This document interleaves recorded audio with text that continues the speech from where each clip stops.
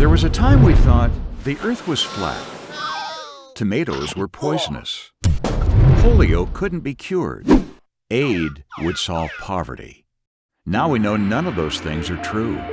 The truth is, billions of dollars and more than 100 years of work relieving poverty hasn't had the result we hoped. No matter how much was supplied, the needs seemed endless. So it reminds me of when the earthquake hit Haiti, and there was tons and tons of aid. We all saw it on the TV, whether it was the Clinton Foundation or other NGOs. There was a ton of them on the ground. But unintended consequences were huge, especially when the rice farmers who were not impacted by the earthquake, they were still able to farm rice. But we sent so much aid with just free rice that we put all the rice farmers out of business. What's different about Partners in Action? A lot of what we don't realize is it doesn't take that much money all the time to change lives. It just takes being there, being on the ground, understanding what's going on, and learning what the needs are.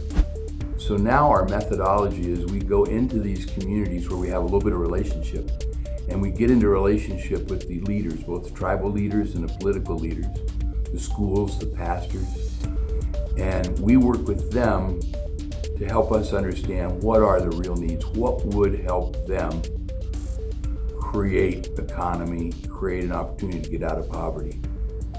And because they know, I mean, people that live on $1 a day have to be pretty smart and creative to survive. Partners in Action is a nonprofit organization dedicated to doing more than helping. We want to lift people out of poverty for good by giving more than aid, by fostering and building thriving economic systems. You know, we talk about ABCD, asset-based community development. We need to understand what the assets are there. What are the physical assets? What are the business assets? What are the people assets? First things that we know we need to find out when we do our assessments is, do they have access to water? Do they have access to clean water? What's the electricity situation? Do they have electricity? Is it expensive? Is it up and down a lot? What about the school, right? So we can't just help build the economy of the community without educating the kids.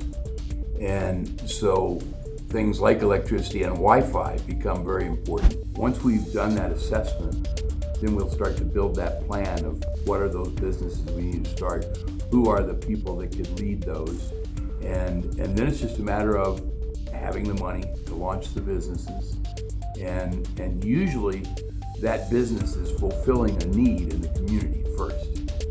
So for instance, we have a shoe factory in Sapele, Nigeria, and part of its deal is going to be to provide shoes to the kids that go to school that don't have shoes. But then you connect them to the marketplace where they'll be able to expand their business, hire more people, create more profit, and again, that's lifting people out of poverty for good because they have a business, they can hire people, they can pay wages that change everything. Our goal is,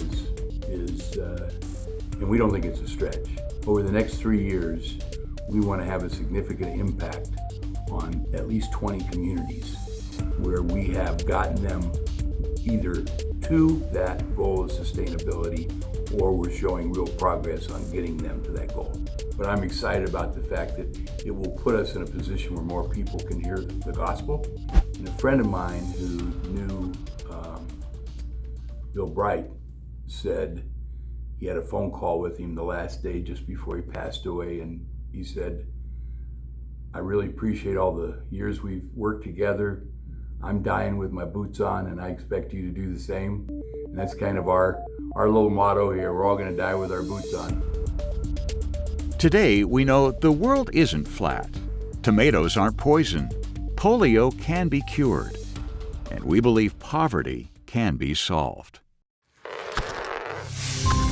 Partners in Action. Lifting people out of poverty for good.